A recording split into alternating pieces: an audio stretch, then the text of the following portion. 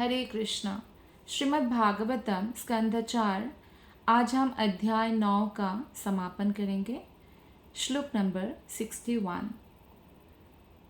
पयः फेनानिभः शय्या दान्तारुक्मा परिच्छदः आसनानि महर्हाणि यत्र रुक्मा उपस्करः। अनुवाद शिल प्रभुपाद के द्वारा। शिल प्रभुपाद की जय। महल में जो शयन शैया थी वो दूध के फेन के समान श्वेत तथा अत्यंत मुलायम थी। उसके भीतर की पलंगे हाथी दांत की थी जिसमें सोने की कारीगरी थी और कुर्सियाँ, बेंचे तथा अन्य आसन एवं सामान सोने के बने हुए थे। ये सतयुग की बात है। ध्रुव महाराज तपस्या करके घर लौटे हैं और ध्रुव महाराज जहाँ रह रहे हैं वहाँ महल में कितना सुंदर सजावट है उसकी व्याख्या है। जैसे पलंग है हाथी की दांत की है और कुर्सी, टेबल सब कुछ सोने का बना हुआ है। अब तो अलंकार भी सोने का मिलना मुश्किल है, प्योर गोल्ड का, लेकिन उस समय ऐसा था। और जो शयन शैया थी वो भी वाइट कलर का था और दूध के फैन के साथ तुलना किया गया है कि दूध का जो फोम है वाइट, एकदम वाइट और मुलायम था, जो सुंदर नींद प्रदान करे, ऐसा था। श्लोक नंबर 62। यत्रा स्फटिककुड्येषु महामारकतेषु च मणिप्रदीपा आभान्ति ललनारत्नसंयुतः। राजा का महल संगमरमर की दीवारों से घिरा था जिन पर बहुमूल्य मरकत मणियों से पच्चीकारी की गई थी और जिन पर हाथ में प्रदीप्त मणिदीपक लिए सुंदर स्त्रियों जैसी मूर्तियां लगी थी। तो आप देखिए कि ध्रुव महाराज के समय में जो महले हुआ करता था राजा का, वो कितना बहुमूल्य मणियों से बना हुआ होता था। दीवार संगमरमर के होते थे और उसमें ऐसे सुंदर स्त्रियाँ बनाई गई थी जो दीपक लेके खड़ी थी। उन दीपकों को प्रज्वलित किया जाता था संध्या समय। तो सतयुग में लोग 1,00,000 वर्ष जीवित रहते थे और त्रेता में 10,000 वर्ष लोगों की आयु है। द्वापर में आयु है 1,000 वर्ष और कली में आयु है केवल 100 वर्ष। तो इस तरह से प्रत्येक युग में मनुष्य का जीवन काल क्रमशः 10% घटता जाता है। और ध्रुव महाराज ब्रह्मा के परनाती थे, तो उस समय ये सत्ययुग ही चल रहा था जब ये घटना हुई थी। और इस श्लोक का एक दूसरा पक्ष भी है कि शीघ्र ही ध्रुव महाराज को उनके पिता जो उत्तानपाद है उनका सिंहासन मिलने वाला है, क्योंकि उत्तानपाद महल की आसक्ति को त्याग कर आत्म साक्षात्कार के लिए जंगल प्रस्थान करेंगे और ध्रुव को राजा बनाएंगे। जैसे कि ध्रुव को भगवान ने आशीर्वाद भी दिया था कि पिता का जो राज्य है पूरे पृथ्वी पर वो राज करेंगे 36,000 ईयर्स तक, और उसके बाद उनको ध्रुवलोक में राज करने को मिलेगा। श्लोक नंबर 63। उद्यानानि च रम्याणि विचित्रैरामरद्रुमैः कुजद्विहङ्गमिथुनैर्गायन्मत्ता मधुव्रतैः। अनुवाद और तात्पर्य शिला प्रभुपाद के द्वारा। शिला प्रभुपाद की जय। राजा के महल के चारों ओर बगीचे थे। आप देखिए, कोई भी जगह हो अगर फूलों से, पौधों से, ट्रीज से घिरा हुआ हो तो सुंदर लगता है। आजकल तो कंक्रीट जंगल हो गया, मतलब बिल्डिंग का जंगल है। हर जगह आप ऊंची ऊंची इमारतें और पेड़ पौधों को काट कर वो इमारत को खड़ा करते हैं। तो इससे बहुत फ्रस्ट्रेशन आता है व्यक्तियों के मन में, क्योंकि प्रकृति से, खासकर पृथ्वी, जल, अग्नि, वायु, आकाश और जो ये तरु तृण लता, इन सब से हमें जुड़ा हुआ होना चाहिए। तो ये पांचों तत्व हमारे फ्रस्ट्रेशन को दूर करने में भी मदद करते हैं। जैसे कि ज़मीन में जब व्यक्ति चलता है, नदी के तट पर बैठता है, या आग जलाते हैं, आग तापते हैं, या जैसे कि खुली हवा में जाना, खुली हवा में सांस लेना, सुबह सुबह ऑक्सीजन अंदर भरता है तो पॉजिटिविटी आता है। और स्पेस मतलब जगह, आसमान, या कहने का मतलब है कि ऐसी खुली जगह चाहिए व्यक्ति को मन को रिलैक्स करने के लिए। पर आजकल एक छोटे छोटे फ्लैट में सब व्यक्ति बंद है, क्या कर सकते हैं। लेकिन अगर कोई भगवान का आश्रय लेते हैं तो इसके साथ डील कर सकते हैं और इसका महत्व समझते हैं। तो कभी भी भगवत भक्त, जैसे एक वृक्ष को काटना एक मनुष्य को मारने जैसा बराबर माना गया है शास्त्रों में, पाप है ये। एक बहुत बड़ा वृक्ष जो हमें इतना ऑक्सीजन देते हैं, और ऐसे वृक्ष जो दिन में भी ऑक्सीजन, रात को भी ऑक्सीजन देते हैं, तो हर समय ऑक्सीजन देते हैं, कार्बन डाइऑक्साइड ग्रहण करते हैं और शीतल छाया देते हैं धूप में। तो ऐसे वृक्ष को काटना जो हमें, जिसके कारण वर्षा होती है, जिसके कारण तूफानों से हमें आश्रय मिलता है, तो बहुत बड़ा पाप है। तो इस तरह से वहाँ पे बागीचा था, और किसी के घर में, अभी इतना घर, बड़ा घर नहीं है, पहले गांव में अभी भी है, बगीचा करते हैं, सब्जियां उगा देते हैं, उसमें तो ट्रीज़ होते हैं तो उनको अच्छा लगता है, और जिनमें उच्चस्थ लोगों से लाए गए अनेक प्रकार के वृक्ष थे। सत्ययुग की बात है, और सत्ययुग के लोग इतने पायस होते थे, कई बार देवताओं का उनका दर्शन होता था, उनके घर देवता आते थे स्वर्ग से उतर कर। तो स्वर्ग की बगीचाओं का वृक्ष होना तो इसलिए कोई बहुत बड़ी बात नहीं थी। तो उत्तानपाद राजा के महल के बगीचे में स्वर्ग के वृक्ष भी थे। इन वृक्षों पर मधुर गीत गाते पक्षियों के जोड़े और गुंजार करते मदमत्त भौरे थे। स्वर्ग के जो बगीचा होता है उसका नाम है नंदन कानन। तो वहाँ का वृक्ष पृथ्वी के वृक्ष से काफ़ी ज़्यादा जो है अच्छे हैं, उसके सुगंध बहुत सुंदर है। तो इस श्लोक में अमर द्रुमे शब्द अत्यंत महत्वपूर्ण है, जिसका अर्थ है स्वर्ग से लाए गए वृक्ष। तो उच्चस्थ लोगों को अमर लोग कहा जाता है, क्योंकि अमर इसलिए कहा जाता है, अमर मतलब ये नहीं कि वहाँ मृत्यु नहीं है, लेकिन मृत्यु बहुत देर से होता है। आप सोचिए, हमारा 1 साल, उनके वहाँ सिर्फ 1 दिन है, क्योंकि देवताओं की गणना के अनुसार वहाँ के लोग 10,000 वर्ष तक जीवित रहते। तो देवता का गणना कैसे करना पड़ेगा, पृथ्वी का 1 साल, उनका 1 दिन, और इस तरह से 10,000 वर्ष, तो अमर जैसा ही हुआ। तो देवता स्वर्गलोक में देवलोक के समय के अनुसार मास, वर्ष, इस तरह से 10,000 वर्ष जीवित रहते हैं। लेकिन क्षीणे पुण्यम मृत्युलोकम विशंति, भागवत गीता में बोला गया है, जब देवताओं का पुण्य क्षीण होता है तो मृत्युलोक में आ गिरता है, फिर से मनुष्य जन्म मिलता है। तो जब उनके पुण्य कर्म क्षीण हो जाते हैं तो वे पुनः यहीं पे जन्म लेते हैं। तो अन्यत्र एक जगह कहा गया है कि जब श्री कृष्ण अपनी पत्नी सत्यभामा के साथ स्वर्ग गए, अपने साथ स्वर्ग के पारिजात पुष्प वृक्ष पृथ्वी पर ले आए थे, क्योंकि पारिजात का फूल जब नारद मुनि ने कृष्ण को दिया था तो कृष्ण ने रुक्मिणी को दिया, और इस बात से सत्यभामा नाराज हो गए। तो उन्होंने बोला मुझे एक फूल नहीं, मुझे पूरा वृक्ष ही चाहिए। तो कृष्णा स्वर्ग जाके पारिजात का वृक्ष ले आए थे। यह पारिजात कृष्ण के महल में लगाया गया, जहाँ पे सत्यभामा का निवास स्थान था। स्वर्गलोक में फूल तथा फलों के वृक्ष बहुत उत्तम होते हैं, वे अत्यंत मनोहर होते हैं, फल बहुत स्वादिष्ट होते हैं, और ऐसा लगता है कि महाराज उत्तानपाद के महल में अनेक प्रकार के ऐसे वृक्ष थे। तो इस श्लोक में इसी के बारे में बताया। श्लोक नंबर 64। वाप्यो वैदुर्यसोपानः पद्मोत्पलाकुमुद्वतिः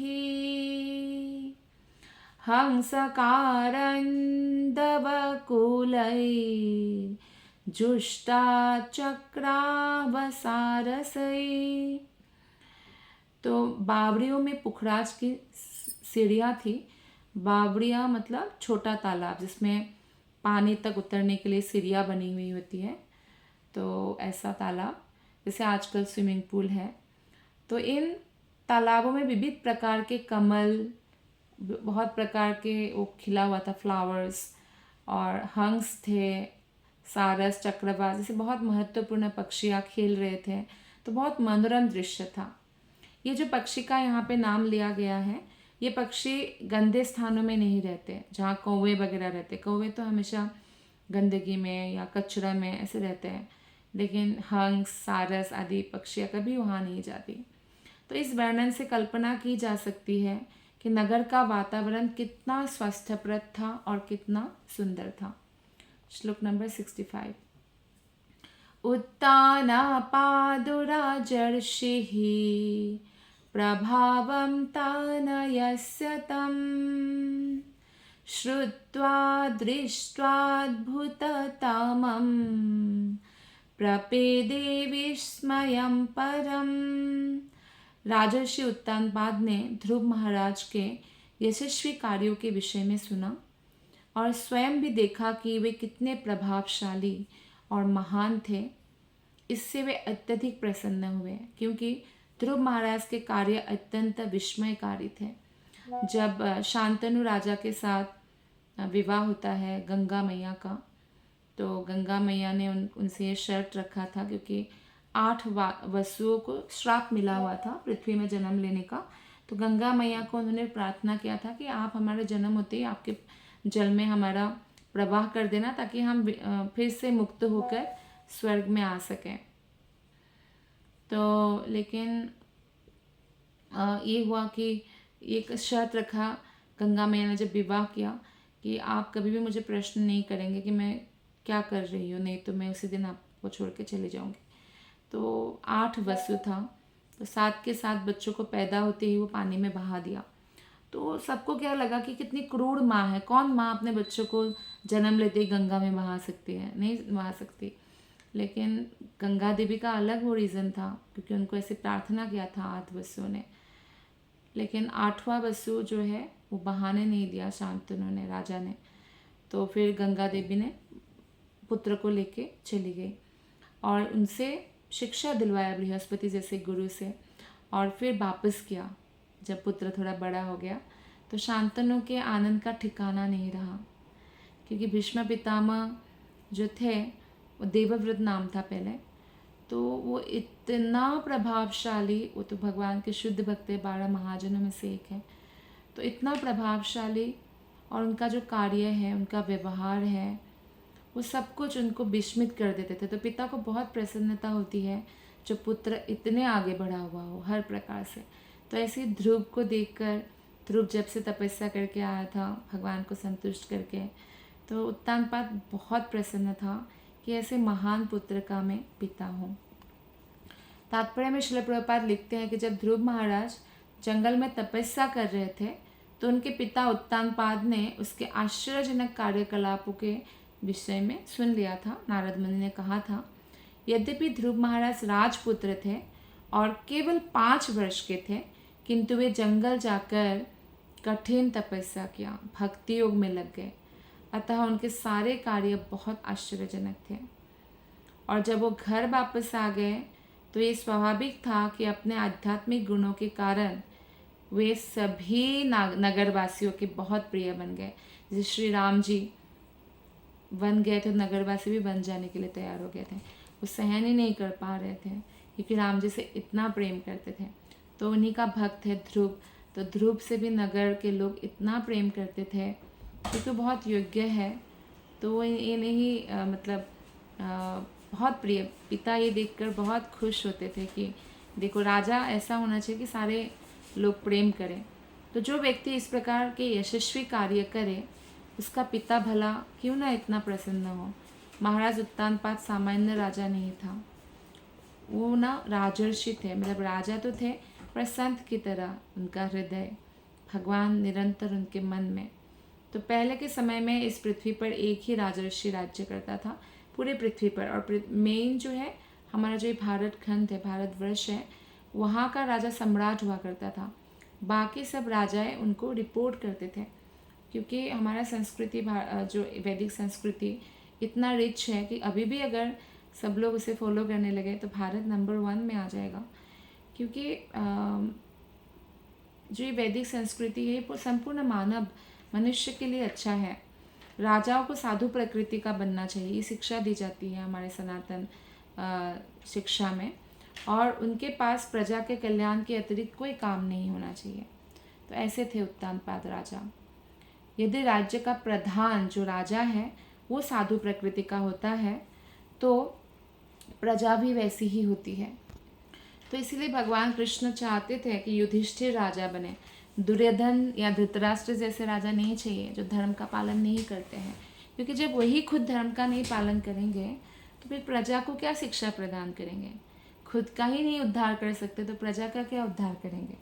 तो इसीलिए राजा को साधु प्रकृति का होना चाहिए, राज ऋषि होना चाहिए, तो प्रजा भी वैसे ही बन जाते हैं और प्रजा परम प्रसन्न रहती है। कोई क्राइम नहीं होता, सब भगवत भक्त होते हैं। आज भी समाज में अगर सब लोग भगवत भक्त हो जाए, भगवान के भक्त हो जाए तो क्राइम नहीं रहेगा, क्योंकि जो भगवान की उपस्थिति को हर जगह एहसास कर सकते हैं, अनुभव कर सकते हैं, तो उनको मालूम है कि भगवान साक्षी रूप में हर समय हमारे भावनाओं को देख रहे हैं, तो कोई भी गलत भावना को प्रश्रय नहीं दे सकते, क्योंकि उसकी भौतिक और आध्यात्मिक आवश्यकताओं तथा आकांक्षाओं की पूर्ति स्वयं भगवान करते हैं, वो भगवान पर डिपेंडेंट रहते हैं। तो जो भगवत भक्त राजा है वो कभी भी अहंकारी नहीं होते हैं, विनम्र होते हैं। श्लोक नंबर 66। विक्षोढवायसं तं च प्रकृतिनं च सम्मतम् अनुरक्ता प्रजं राजा ध्रुवं चक्रे भुवः पतिम्। तत्पश्चात जब राजा उत्तानपाद ने विचार करके देखा कि ध्रुव महाराज राज्य का भार संभालने के लिए वयस्क हो चुके हैं, तो उनके मंत्री भी सहमत हुए और प्रजा को भी वह अत्यंत प्रिय है, तो उन्होंने ध्रुव को इस लोक के सम्राट के रूप में सिंहासन पर बिठा दिया। पृथ्वी एक लोक है, तो पूरे पृथ्वी ग्रह का राजा उत्तानपाद थे। और उत्तानपाद के बाद जब उन्होंने देखा कि उनका पुत्र ध्रुव एकदम योग्य है, अभी उम्र भी हो चुका है, और समस्त मंत्रीगण जनरली ब्राह्मण होते हैं और वो राजा के सलाहकार होते हैं, शास्त्रों के अनुसार सलाह देते हैं, तो सब मंत्रीगण भी सहमत थे और वो प्रजा को बहुत प्रिय है, तो फिर ध्रुव को सम्राट बना दिया। जब ध्रुव महाराज जैसा वैष्णव सारी विश्व की सत्ता का अध्यक्ष हो तो विश्व कितना सुखी होगा, इसकी कोई कल्पना भी नहीं किया जा सकता। लोग राम राज्य चाहते हैं, लेकिन राम जी को तो हृदय से निकाल दिया, तो कैसे होगा राम राज्य। तो ध्रुव के हृदय में राम थे, तो इसलिए ध्रुव ऐसा राज कर सकते थे। यदि सभी लोग कृष्ण भक्त बन जाए तो वे ध्रुव महाराज जैसे भक्त को ही अपना वोट देंगे। अब डेमोक्रेसी है जैसे भारत में, तो लोग अपने जैसे लोगों को भक्त देंगे। बहुत सारे लोग थोड़े से शराब के लिए, थोड़ा सा बिरयानी के लिए, थोड़ा सा कपड़ों के लिए या थोड़े से पैसों के लिए बहुत सारे ऐसे नेताओं को नेता राजा बनाते हैं जो पहले तो प्रजा को दे के वोट खरीदते हैं और फिर प्रजा को लूटते भी हैं और देश की तरक्की के लिए कुछ नहीं करते हैं। लेकिन ध्रुव महाराज ऐसे राजा नहीं थे। तो अगर हमारे समाज में सब लोग भक्ति करेंगे तो वो भक्त को ही राजा बनाएंगे ना, और जब भक्त राजा होगा तो शास्त्रों के अनुसार चलेगा। वो किसी का गलत करके वो पैसा नहीं कमाएगा। वो अपना जीवन एक साधु की तरह, साधु अपने लिए कुछ नहीं रखता, बस प्रजा के पालन के लिए वो राजा क्या करेंगे, अपना कार्य करेंगे। यदि प्रमुख कार्यकारी का पद ऐसे वैष्णव को मिल जाए तो आसुरी सरकार की सारी समस्याएं हल हो जाएगी। श्लोक नंबर 67। आत्मानं च प्रभयासम् आकलय्य विषम्पतिः वनं विरक्तः प्रातिः ष्ठद्विमृशन्नात्मनो गतिम्। अपनी वृद्धावस्था और आत्मकल्याण पर विचार करके राजा उत्तानपाद ने अपने आप को सांसारिक कार्यों से विरक्त कर लिया और जंगल में चले गए। जनरली अपने पुत्र का विवाह करके जा सकते थे उत्तानपाद, लेकिन ध्रुव ने भी तो 5 वर्ष की अवस्था में चले गए थे ना। तो आत्म साक्षात्कार के लिए कोई एक चीज़ के लिए रुकने की आवश्यकता नहीं है। उत्तानपाद को पता है कि ध्रुव इतना योग्य है कि वो अपने लिए योग्य पत्नी ढूंढ लेंगे। और अपने आत्म कल्याण पर विचार करके बहुत सारे ऐसे राजा थे, इवन वृद्धावस्था आने से पहले ही वो राजपाट अपने पुत्र को देकर, पहले पुत्र को योग्य बनाते हैं, पुत्र को राजपाट देते हैं, फिर जंगल चले जाते हैं। जो जीवन भर महल में रहते हैं वो जंगल में तपस्या करने जाते हैं। आजकल जंगल नहीं है तो कम से कम जो आजकल का जो वन है वो वृंदावन है, तो वृंदावन आना चाहिए। और इस तरह से अपने आप को उन्होंने विरक्त कर लिया। ये राज ऋषि का लक्षण होता है, साधु ऋषि का। तो अपने सुयोग्य पुत्र को सिंहासन में बैठाने के तुरंत बाद वे घर तथा अपने महल छोड़कर चले गए। ऐसे अनेक उदाहरण हैं हमारे शास्त्र में, जैसे कि भरत महाराज ने भी, वो तो बहुत यंग एज में ही चले गए थे अपने पुत्र को राज्य बांटकर। तो मानव जीवन का मुख्य उद्देश्य है तपस्या करना। इस प्रकार ध्रुव महाराज ने बचपन में तपस्या किया था और उत्तानपाद राजा अभी बुढ़ापे में जंगल में जाके तप करने जाएंगे। लेकिन जो ऐसे राजर्षि राजा होते हैं ना, उनका पूरा जीवन ही तपस्या की तरह होता है, पवित्र होता है। वो हमेशा भगवान के स्मरण में, कीर्तन में, श्रवण में अपना कार्य करते हैं। तो आजकल जो है ये संभव नहीं है कि कोई जंगल में जाए, तो इसलिए जो जिस स्थिति में भी है भगवान कृष्ण की भक्ति करना चाहिए, कृष्ण का शरण ग्रहण करना चाहिए और अवैध मैथुन त्यागना चाहिए। शराब पीना, नशा, जुआ खेलना, मांस खाना, ये सब त्याग कर, इसी को यही तपस्या है। और क्या तपस्या है? और तपस्या है हरे कृष्ण महामंत्र का 16 माला करना। तो इस तरह से वो अपने ही घर में रह के सरलता से मोक्ष को प्राप्त कर सकता है। इस प्रकार श्रीमद् भागवत के चतुर्थ स्कंध के अंतर्गत ध्रुव महाराज का घर लौटना नामक 9वें अध्याय के भक्ति वेदांत तात्पर्य पूर्ण हुए। आप सबका हृदय से बहुत बहुत धन्यवाद। ग्रंथराज श्रीमद् भागवतम की जय, श्रील प्रभुपाद की जय, गुरु महाराज की जय, अनंत कोटि वैष्णव वृंद की जय। All glories to Guru Maharaj. Hare Krishna.